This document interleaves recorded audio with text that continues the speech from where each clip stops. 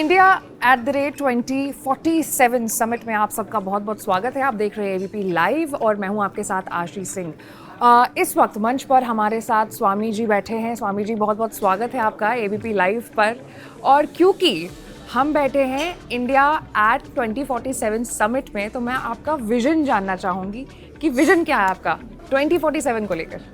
अगर ऑनेस्टली आप हमसे पूछते हैं कि 2047 में जी, हम भारत के लिए, भारतवासियों के लिए क्या चीज़ चाहते हैं, क्या देखते हैं, तो एक विचार जो मन में सबसे प्रोमिनेंटली आता है वो ये कि as a nation, as citizens of great civilisation, जिसकी एक बहुत प्रबुद्ध परंपरा रही है, हम उस पर खरे उतरें। और टू बी कॉन्क्रीट, एक स्पेसिफिक चीज़ अगर आपके सामने रखनी हो, क्योंकि हमारी परंपरा में तो बहुत सी चीज़ें आती हैं, एक छोटी सी चीज़ जो स्पेशली इस समय हमारे दिमाग में आ रही है, हमारी देश की जो धरती है जी, वो एक बहुत सुंदर सिद्धांत की जन्मभूमि रही है, कर्मयोग का सिद्धांत, जी, जो श्री कृष्ण ने गीता के रूप में कुरुक्षेत्र की युद्ध भूमि में दिया था। आज लोग उसको केवल एक धर्म ग्रंथ या एक फिलॉसफी, एक दर्शन के रूप में देखते हैं, लेकिन वो व्यवहार में दिखलाई नहीं देती है। दुर्भाग्य की बात है, और साधु हैं तो सच कहना चाहिए, हम सच ही कहेंगे कि आम व्यक्ति भले ही गीता की कसम खा ले, गीता की प्रशंसा कर ले, दुहाई दे दे, लेकिन जो गीता का आइडियल है, और कोई गीता कोई बहुत एब्स्ट्रैक्ट चीज़ नहीं कहती है, ठीक है, उसमें हाईएस्ट फिलॉसफी भी है, लेकिन एक स्तर पर वो एकदम व्यवहारिक और प्रैक्टिकल भी है कि अपने जीवन को कैसे जिया जाए, हम अपने कर्मों में रचनात्मकता कैसे ला पाएँ, हम कर्तव्य परायण हो, कर्तव्य निष्ठा हो हमारे अंदर, कर्मों में कौशल हो। जब हम विकसित भारत की बात करते हैं तो विकास के लिए कर्म तो एक आवश्यक माध्यम है, लेकिन अगर हमारी मेंटालिटी कामचोरी की है, लापरवाही है, चलता है का एटीट्यूड है, काम को बोझ समझते हैं, या ये तो बोरियत वाली चीज़ है, काम में भी अगर हमारी सिंसेरिटी और ऑनेस्टी नहीं है, बॉस नहीं देख रहा है तो हमारा ध्यान अपना किसी और चीज़ चला जाता है, तो हम उस कर्मयोग के आइडियल से अभी बहुत दूर हैं। और अगर इस देश में वो सिद्धांत लोगों के जीवन में उतर जाए, हम तो यही आशा करते हैं, यही प्रार्थना करते हैं और यही अपेक्षा करते हैं, ऐसा हो गया तो राष्ट्र का कायाकल्प होगा। बिल्कुल, मैं उम्मीद करती हूँ कि ऐसा हो। स्वामी जी, धर्म की आज के समय में कितनी ज़रूरत है? और क्योंकि हमारी दृष्टि जो है वो काफ़ी दूरदर्शी है, हम 2047 की बात करें, तब तक में धर्म में कितने परिवर्तन होंगे, लोगों में कितने परिवर्तन होंगे, अगर हमने अभी से उस पर ध्यान नहीं दिया, उस पर काम नहीं दिया, तो हो सकता है कि जो चीज़ें हैं वो आगे जा कर के और बिगड़ जाए। और हमने देखा है कि पिछले कुछ सालों में धर्म को लेकर के लोगों के अंदर जागरूकता आई है, लेकिन क्या इतनी जागरूकता ठीक है या इससे ज़्यादा होनी चाहिए? धर्म को लोगों ने इतना रिजिड बना दिया है कि धर्म के नाम पर आज के तारीख में कुछ भी हो रहा है। निश्चित रूप से दुर्भाग्य की बात है जी, और हम अपनी परंपरा में इन दो चीज़ों को डिस्टिंग्विश करना चाहते हैं, धर्म और अध्यात्म। जी, मिलते जुलते शब्द हैं लेकिन काफ़ी अंतर है। धर्म कहता है कि मानो जी, फिर जानो, अध्यात्म कहता है पहले जानो फिर मानो। तो अध्यात्म आपको खोजने के लिए प्रेरित करता है, सत्य क्या है, अच्छाई क्या है, दिव्यता क्या है, एक अन्वेषण जो अपने से शुरू होता है और अपने बाहर जिसका दायरा फैलता है, तो उसमें स्वाभाविक रूप से सहनशीलता और सहिष्णुता रहती है। जी, मैं एक मार्ग पे हूँ, मैं उसका अन्वेषण कर रहा हूँ, मेरा ये अनुभव रहा है, दूसरा है वो अपने रास्ते पे है, उसका अनुभव अलग है, वो भी ठीक है। तो अध्यात्म में जो क्या कहें, भी का भाव रहता है, मैं भी ठीक हूँ, आप भी ठीक हैं। धर्म में हो जाता है कि ऐसा कहा है, हम मान रहे हैं, तो मैं ही ठीक हूँ, और ही और भी का ये एक छोटा सा अंतर है, पर ये ज़मीन आसमान का अंतर ले आता है फसाद की जड़ बनता है। तो हमारा तो फोकस, चाहे वो योग के दृष्टिकोण से हो, चाहे संन्यास के दृष्टिकोण से, वो लोगों के बीच इस आध्यात्मिक जागृति को लाना है। स्वामी जी, हम देख रहे हैं आजकल के जो बच्चे हैं जिन्हें हम जेनजी बोलते हैं, आपने सुना होगा जेनजी बच्चे, हर चीज़ को स्पीड में चाहते हैं और समय नहीं देना चाहते हैं ज़्यादा देर तक। कोई भी बात है फट से जाननी है। ये थोड़ा सा मैं कहूँगी मुख्य धारा से भटकते चले जा रहे हैं। अब ये रियल वर्ल्ड और रील वर्ल्ड में अब मतलब अंतर नहीं बता पा रहे। मैं आपको कुछ दिन पहले का किस्सा बताऊंगी। इंस्टाग्राम पर आजकल बहुत ज़्यादा इन्फ्लुएंसर्स हैं जो कि चलन में चले हुए हैं। फॉलोअर्स नहीं बढ़ रहे थे इन्फ्लुएंसर के, तो उन्होंने कुछ गलत कदम उठा लिया। अब वो हमारे बीच नहीं है, मैं नाम नहीं लूँगी उनका, लेकिन ये एक उदाहरण है। मतलब ऐसे बहुत सारे लोग हैं जो अपनी रील की जो दुनिया है उसमें कुछ ज़्यादा ही मशरूफ़ है और भूल गए हैं कि वास्तविक जो दुनिया है वो अलग है।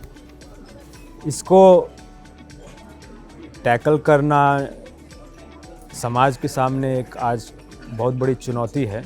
जो आप समस्या बता रहे हैं वो हम समझते हैं अब एक विश्वव्यापी समस्या हो गई है। अपने देश में शुरू से एक परंपरा रही थी, गुरुकुल परंपरा। जी। जब बच्चों की शिक्षा दीक्षा होती थी वो एक गुरुकुल वातावरण में होती थी, और उस वातावरण में बच्चे केवल जो किताबी ज्ञान है केवल उसी का अर्जन नहीं करते थे, पर चरित्र और व्यक्तित्व का विकास होता था। वो एक वातावरण में रहते थे, गुरु के साथ रहते थे। सवेरे से शाम गुरु का काम करना है, सेवा का कार्य करना है। आप चाहे हमारे इतिहास में जाके देख लें, चाहे वो श्री राम रहे हों, चाहे श्री कृष्ण रहे हों, राजा के पुत्र थे, लेकिन फिर भी श्री राम गए वशिष्ठ ऋषि के आश्रम में, वहाँ पर उनकी शिक्षा हुई। वहाँ पे वही सब काम करते थे जो एक सामान्य बच्चा करता था। श्री कृष्ण गए, लकड़ी काट के लाते थे। तो वो जो एक वहाँ पे वही पॉइंट फिर से आ रहा है, कर्मयोग का जो एक भाव आता था। कर्म को हम एक्सीलेंस के साथ कर रहे हैं पर कोई आसक्ति नहीं है, और अपने मन पर जो एक संयम और अनुशासन उस ट्रेनिंग से मिलता था वो अब उपलब्ध नहीं है। अब हमारी शिक्षा की परंपरा स्कूल और कॉलेज वाली है, जो पाश्चात्य देशों का मॉडल है।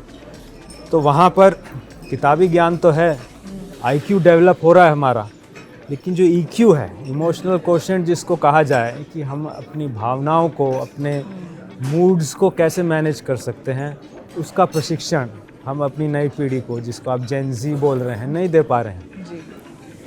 तो ये अब समाज के चिंतकों का एक दायित्व बनता है। समाज में जो परिवर्तन ला सकते हैं, पूरे समाज का एक दायित्व है कि इस पर चिंतन करके उस परंपरा, भले वो पूरी तरह से गुरुकुल परंपरा ना आ पाए, लेकिन उसके जो महत्वपूर्ण अंश थे, क्या उनको हम ला पाएँ।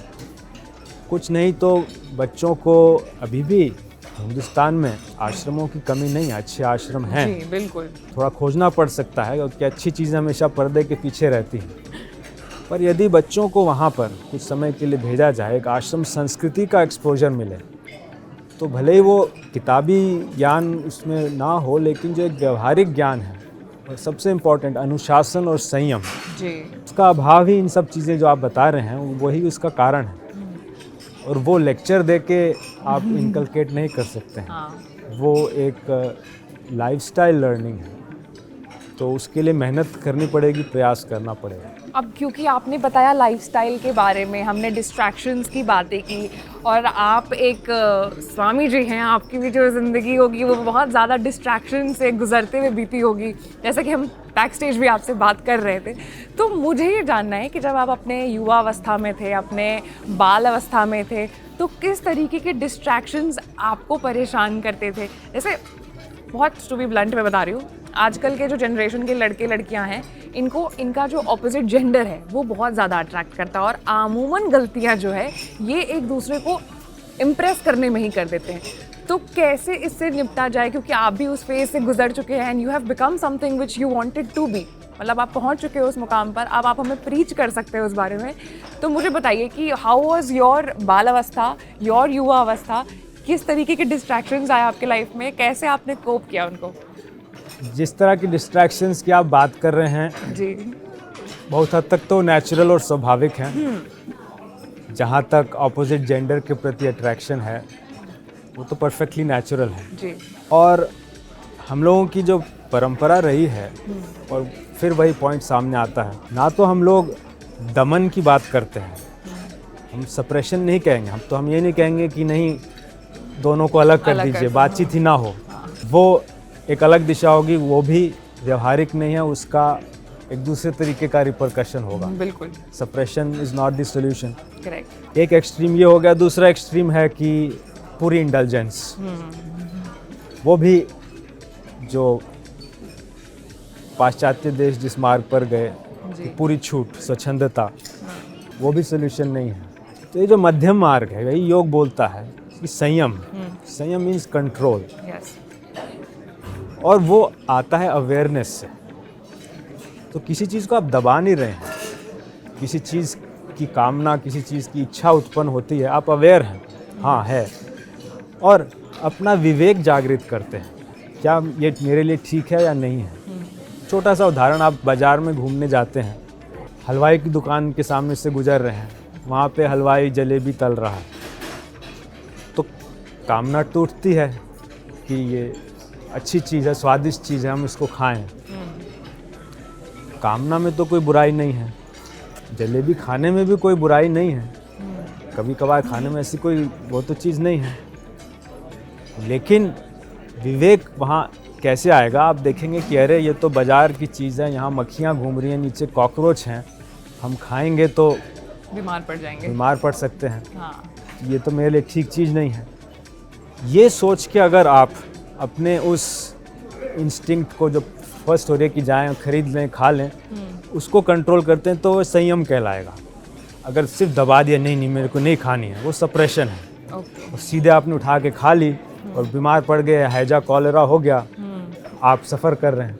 मतलब मैं समझती हूँ कि प्रॉब्लम को एड्रेस करके और उसका लॉजिकल रीजनिंग करके, ये तय करके कि हाँ ये गलत है और रीज़न भी हो कि ये गलत क्यों है, वो विवेक हुआ। और इच्छा को दबा देना कि अरे नहीं क्योंकि ये गलत लिखा है, मतलब गलत है खाना तो हम नहीं खाएंगे, ये सप्रेशन हुआ।